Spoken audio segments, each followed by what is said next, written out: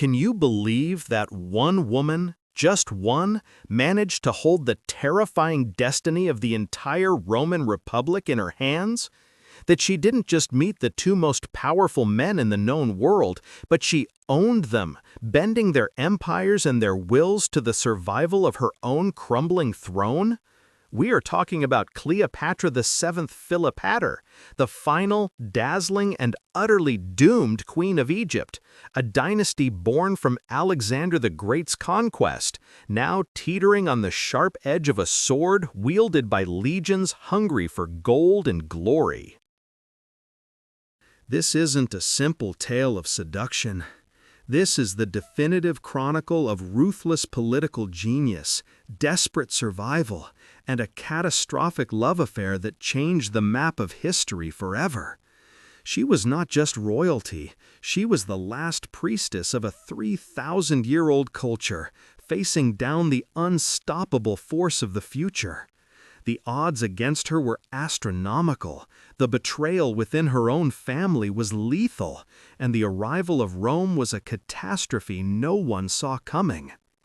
To understand the magnitude of her gamble, you must first understand the tinder that was the Ptolemaic dynasty. Established 3 centuries earlier by Ptolemy Soter, one of Alexander's legendary generals, the royal house of Egypt was rotten to the core by the time Cleopatra arrived in 69 BC. Imagine a family so twisted by incest, fratricide, and sheer political paranoia that ruling meant constantly checking your back for the hidden dagger of your own sibling.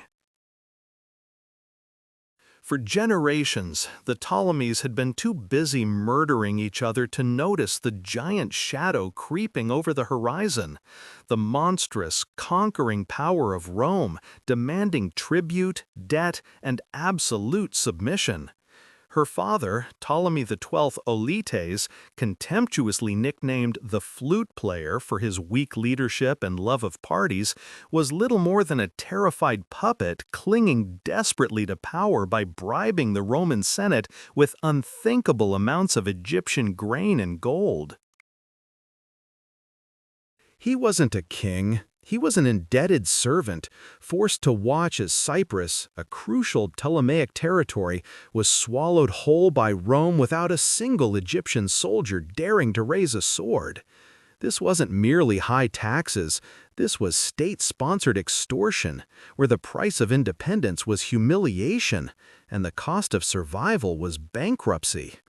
Cleopatra grew up within the gilded, claustrophobic cage of Alexandria, watching her father constantly negotiate with his would-be executioners, learning the true price of weakness.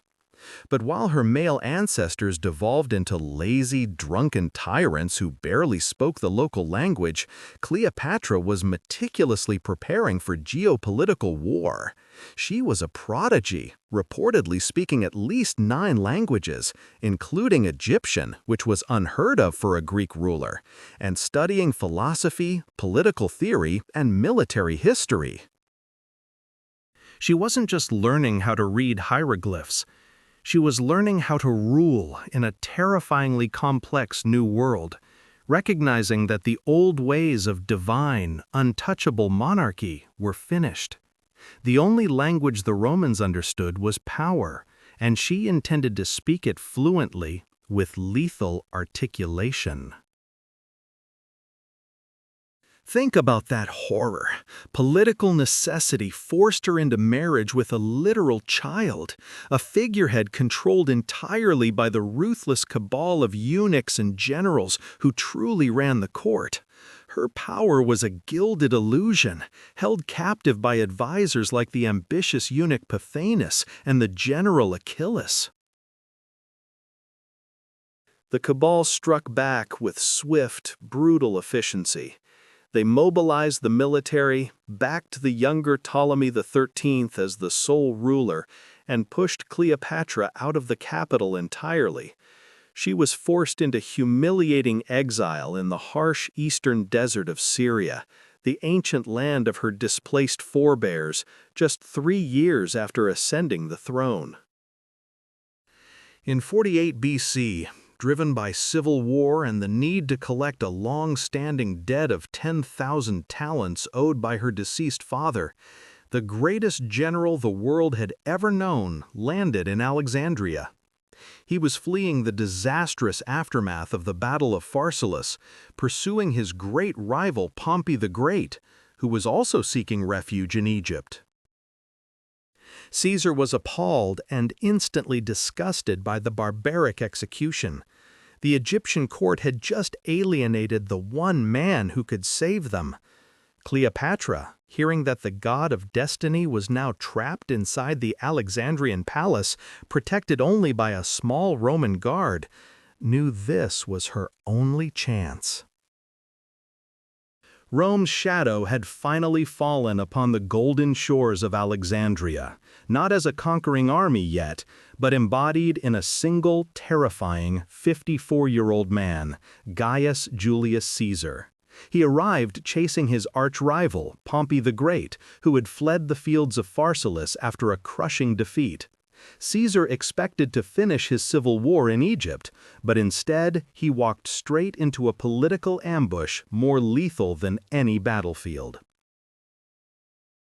Caesar, the ultimate political showman, was outraged by this barbaric display, seeing it as a profound crime against Roman dignity and the unspoken laws of civilized warfare, even though Pompey was his mortal enemy. He wept dramatically, not for Pompey, but for the insult this act represented to Roman authority. Meanwhile, the exiled queen, Cleopatra, watched from the borderlands of Syria. She knew this was the single, impossible window of opportunity. The king of Rome was trapped inside her city, surrounded by the very enemies who had exiled her, demanding order and tribute. And she was the only one who could truly satisfy his demands. The palace gates were locked down, the guards loyal to her brother were everywhere, and assassination was guaranteed the moment she stepped 1 foot inside the city walls. She could send no envoy, write no letter, and make no formal approach. Any traditional move meant instant death. So, she devised the most audacious, theatrical, and utterly insane entrance in history. A move that risked everything on pure performance. She had herself sealed, rolled tightly inside a massive, ornate Persian rug, or perhaps a large bedding sack, smuggled onto a small boat and ferried across the harbor right under the nose of her brother's army. Imagine the dust, the smothering heat, the sheer physical discomfort. The daughter of the sun, the living embodiment of the goddess Isis, reduced to a piece of cargo, relying entirely on the ignorance of a few drunken Roman dock workers to save her life. It was the ultimate gamble of physical vulnerability to achieve political invincibility. She wasn't just hiding, she was crafting a legend. The package was delivered late at night to Caesar's personal chambers in the palace, hauled up by weary, curious Roman guards. She was not dusty or disheveled from her journey. She was pristine, radiant, dressed in a manner that spoke of ancient divinity and absolute authority, having planned this theatrical materialization down to the last lock of her dark, flowing hair. This was not a desperate refugee begging for asylum. This was a goddess stepping out of the shadows, demanding respect. Caesar, a man who had seen everything, from the bloodiest battles to the highest political intrigue, was instantly and overwhelmingly captivated. It wasn't just her fabled beauty, though that certainly helped the narrative. It was her sheer, breathtaking audacity and her intellectual horsepower. She spoke immediately, arguing her case not in Egyptian or the common Greek, but in flawless, authoritative Latin, maybe even throwing in some Roman military jargon just to prove a point. The chemistry was instantaneous and explosive, a meeting of two minds driven by brilliant, ruthless ambition and a shared understanding that performance was power. They spent the entire night talking, calculating, and ultimately strategizing how to take back her throne. The next morning, the palace court woke up to a catastrophic nightmare. Their exiled sister, whom they had tried to murder and certainly intended to keep out, was not only alive, but was sharing breakfast and strategies with the most powerful man in the Mediterranean. The rage of Pothinus and Achilles was immediate, turning quickly into war. Pothinus realized he had let the snake into the henhouse. He immediately rallied the Egyptian army, the 20,000 veterans and mercenaries, and laid siege to the royal quarter, trapping Cleopatra, Caesar, and his meager 4,000 Roman troops inside the palace walls. This wasn't a political negotiation anymore. It was the start of the Alexandrian War, a desperate, bloody urban siege that lasted 6 agonizing months. The fate of both Rome and Egypt was suddenly riding on a small, isolated garrison fighting for its life inside the capital. The stakes were impossibly high. During the brutal chaos of the siege, the Ptolemaic Library, that legendary repository of all ancient knowledge containing hundreds of thousands of scrolls, was accidentally burned to the ground. It was a catastrophic, searing metaphor for the destruction unleashed by this deadly, magnetic coupling of queen and conqueror. The flames that consumed the great library were not merely an accidental tragedy. They were a pyre signaling the end of the old world and the baptism by fire for the new queen. The fighting raged, street by street, and Caesar, trapped but ferocious, finally broke the siege of Alexandria. The boy king, Ptolemy XIII, Cleopatra's petulant little brother and despised husband, knew the game was violently lost. He tried to flee the city, not as a king, but as a terrified, soaking wet fugitive. It was a partnership forged in war, sealed by unprecedented political scandal, and utterly dependent on the explosive, magnetic field between the 52-year-old Roman general and the 21-year-old Egyptian queen. The city, still smoking, began to rebuild, but the real show was about to begin. Then came the legendary, utterly decadent Nile cruise. For 2 glorious, suspended months, they sailed up the sacred river, leaving the ashes and the political maneuvering far behind them. This was no mere romantic vacation. It was a global power summit disguised as a honeymoon. Cleopatra meticulously showed Caesar her kingdom, parading him before her subjects as the ultimate, unquestionable guarantor of her safety and her crown. They traveled on colossal, gilded barges, accompanied by hundreds of smaller ships, surrounded by exotic musicians, and fueled by feasts so lavish they would make the Roman gods jealous.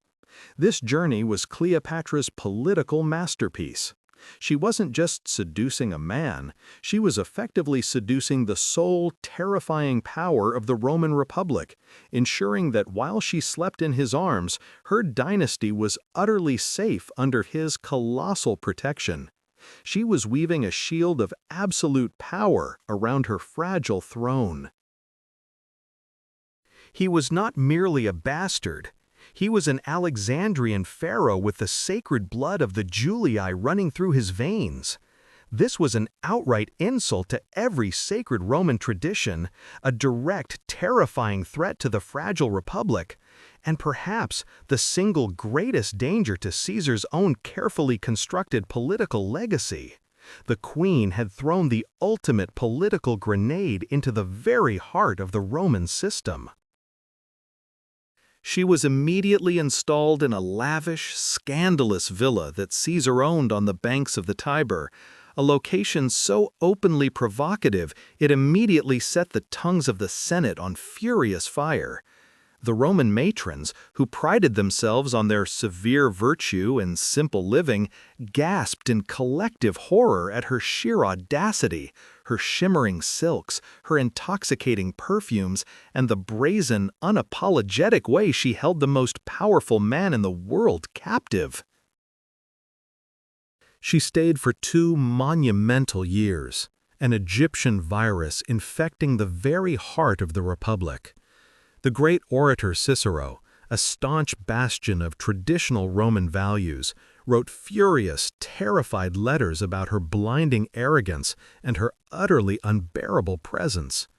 They hated her not just for her foreignness, but because she represented everything they pathologically feared: the decay of republican virtue, the horrifying rise of autocracy, and the terrifying possibility that Caesar would move the capital itself to Alexandria. This was not merely a scandalous love affair. This was an annexation of Caesar's mind, a geopolitical maneuver of breathtaking scope.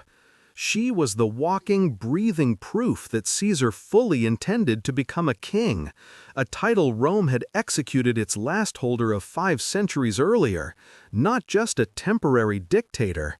And Rome, steeped in its tradition of liberty, however flawed, could not, would not tolerate that terrifying threat. The axe was falling.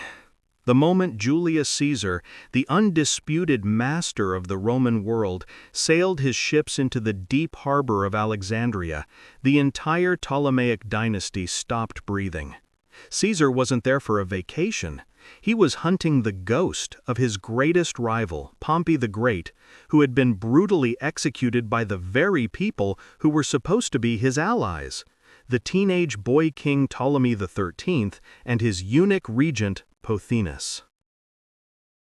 He immediately occupied the palace, declaring himself the arbiter of the succession dispute, demanding the massive repayment of debts owed by the previous Ptolemy, and effectively turning the richest city on earth into his personal headquarters, an occupying force of fewer than 4,000 legionaries surrounded by a city of 500,000 volatile Greeks and Egyptians.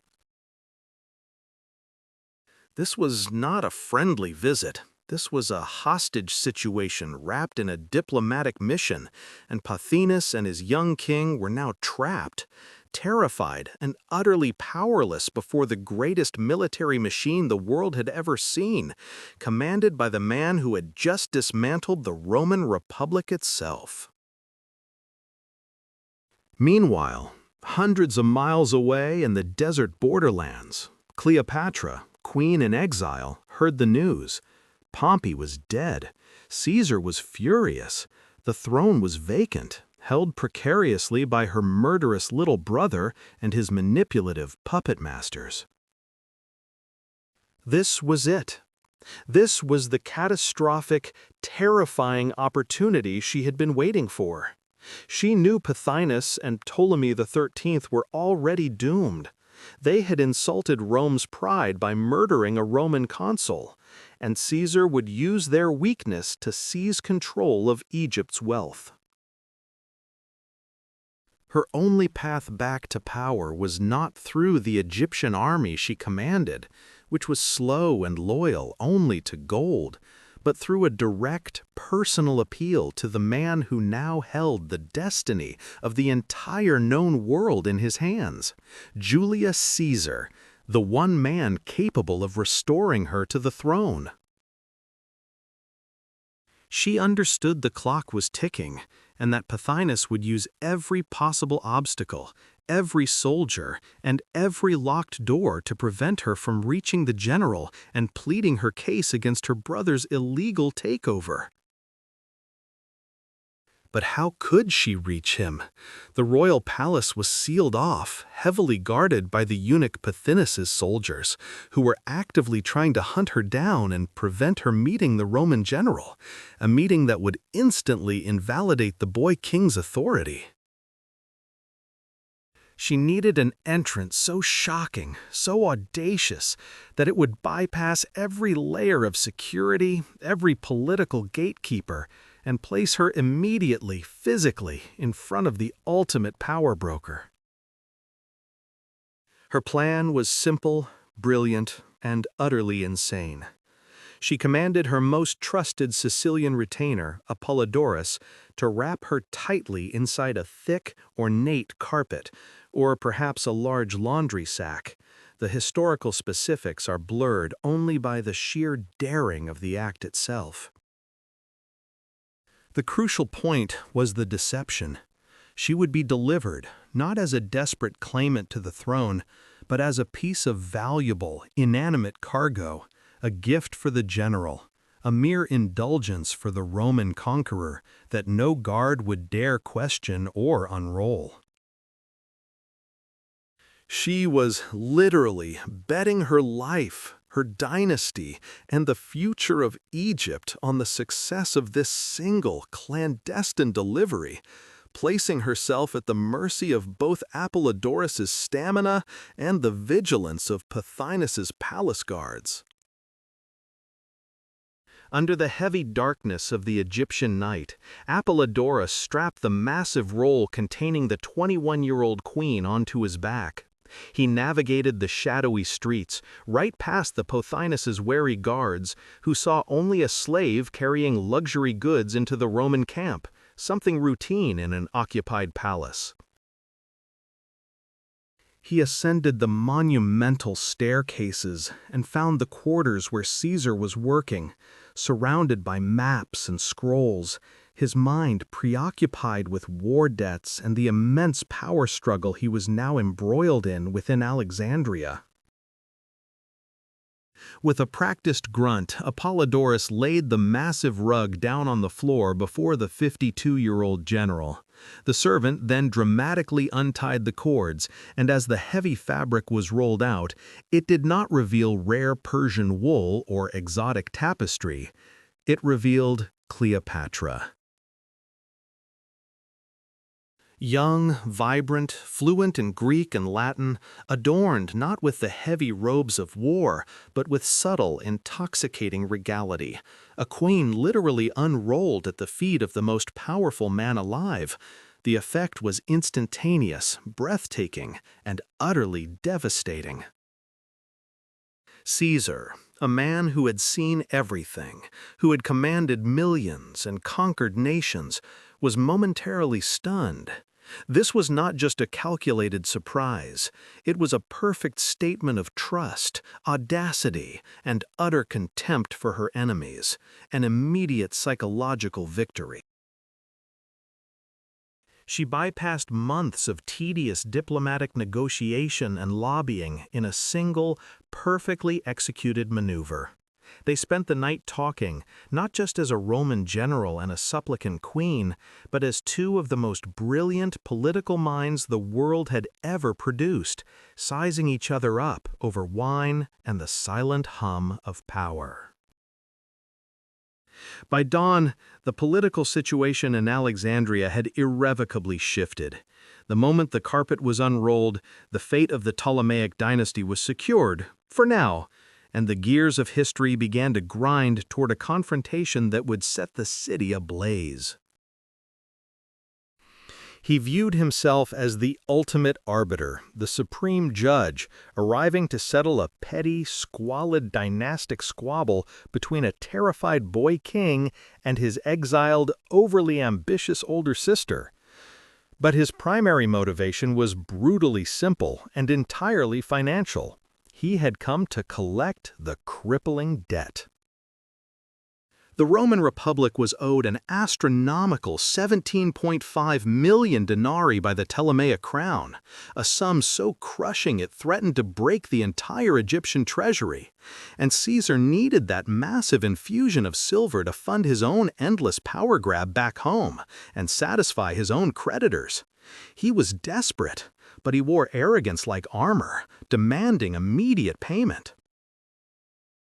But the men who truly ruled Egypt in young Ptolemy XIII's name, The ruthless, calculating eunuch Pothinus and the barbaric, battle-hardened general Achilles saw only a vulnerable old wolf, isolated and surrounded by their massive, well-equipped Egyptian forces. They instantly recognized that the great Caesar was a political target, not a military conqueror in this moment. These Ptolemaic commanders had thousands of mercenary soldiers, battle-tested veterans who loathed the very sight of the Roman standard and deeply resented Caesar's high-handed demands, seeing him as just another parasite come to feast on their nation's wealth. The atmosphere was thick with sulfur and barely concealed hate. Achilles, sensing the kill and seeing the laughable size of the Roman escort, wasted no time. He marched his entire army, over 20,000 screaming, motivated troops, many of them Gabinian mercenaries, and promptly laid siege to the tiny Roman contingent trapped within the lavish but defenseless palace district. Caesar was cornered. An unimaginable humiliation for the conqueror of Gaul. His few thousand men were instantly outnumbered 10-1, isolated in a violently hostile capital where every rooftop concealed a potential sniper and every dark alley concealed a dagger meant for a Roman throat. He had walked straight into the lion's den, and the jaws were beginning to snap shut with lethal force. Meanwhile, far away, in the desolate, sun-scorched desert east of the city, the exiled Queen Cleopatra received the reports of the siege, her mind racing like a perfectly calibrated celestial machine of political strategy. She heard the news of the desperation of the great Roman general, and she understood with chilling clarity the absolute stakes. His vulnerability was her final, fleeting opportunity. If Caesar died under the walls of Alexandria, she would be swiftly hunted down and executed by her brother's victorious regime. If he won, she would rule. She had to reach him. But to walk or ride through the enemy lines of her brother's massive army meant instant capture, execution, or worse, being delivered in chains to the jeering, murderous mobs of Alexandria. The danger was beyond measure, demanding an act of supreme, theatrical audacity that would forever cement her legend as the ultimate gambler. She could not march in, she could not sail in openly. She had to disappear and then magically materialize right at the heart of the Roman defense. She summoned her utterly loyal Sicilian servant Apollodorus and laid out the plan that defied sanity, a scheme born of pure, desperate genius that only she could conceive and execute. She would be smuggled past the Ptolemaic sentries, right under the noses of her sworn enemies, concealed in a way no one would ever suspect a queen to travel. A massive, thick Persian rug was procured, perhaps a simple, heavy linen grain sack. History still whispers over the precise details of her chosen container. Regardless, the intent was the same: to package the Queen of Egypt like a simple piece of mundane, inanimate cargo that would draw no attention whatsoever. She coiled her body, regal posture momentarily forgotten, allowing herself to be rolled tightly, wrapped in the heavy fabric, the suffocating darkness immediately closing in around her. The silence must have been agonizing, every single jostle of the porters a threat of catastrophic discovery, every single footstep echoing like the unstoppable hammer of fate. Apollodorus, straining under the suspicious weight of his royal bundle, walked boldly toward the heavily guarded palace gates, where Achilles' sentries were positioned. "A special gift for Caesar," he announced, his voice steady despite the massive, universe-altering stakes balanced on his shoulders. The guards, bored and intensely suspicious, let him pass after a cursory inspection. They were looking for armed assassins or Roman spies trying to sneak out, not a roll of decorative textiles being delivered to the Roman headquarters. The Queen of Egypt, the most powerful woman in the Mediterranean world, entered her own besieged city as an inanimate object. The magnificent, heavily weighted roll was finally delivered into the inner sanctum of the palace, where Caesar, weary and covered in the dust of battle planning and anxiety, was frantically consulting maps. He ordered the rug unrolled, expecting some minor tribute or perhaps a pathetic bribe from a local noble trying to curry favor. And then she emerged. Not dusty or disheveled from the journey, but perfected. It was a calculated, devastating theatrical reveal. The heavy fabric fell away to unveil Cleopatra, radiating instant, magnetic power and allure, her eyes immediately locking onto the weary, battle-scarred Roman dictator. Imagine the spectacle. A queen, having just been trapped in a canvas cocoon, now standing before the most powerful man in the world, having just risked immediate brutal death simply to stand in his presence during a siege. She was not just beautiful, she was the embodiment of intelligent, desperate, breathtaking ambition. The massive age difference. She was 21, he was 52, vanished instantly in the heat of their shared, mortal crisis.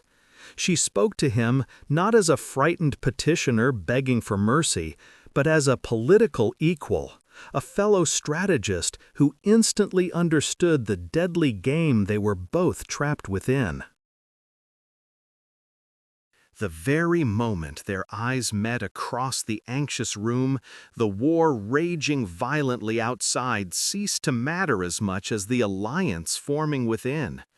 The vast Egyptian army surrounding the palace, the crushing Roman debt, the threat of civil war, all of it faded before the sheer magnetic force of this unprecedented political gamble that Cleopatra had orchestrated. General Achillas had planned to starve Caesar out.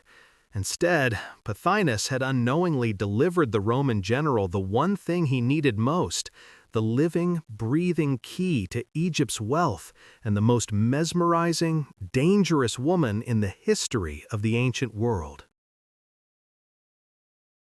The Siege of Alexandria, now forever known as the Alexandrian War, had just received its most potent, most unpredictable weapon. The presence, the unparalleled mind, and the absolute unwavering political will of Queen Cleopatra VII. She was finally in the game, and now the true battle for the soul of Egypt and the future of Rome itself could finally begin.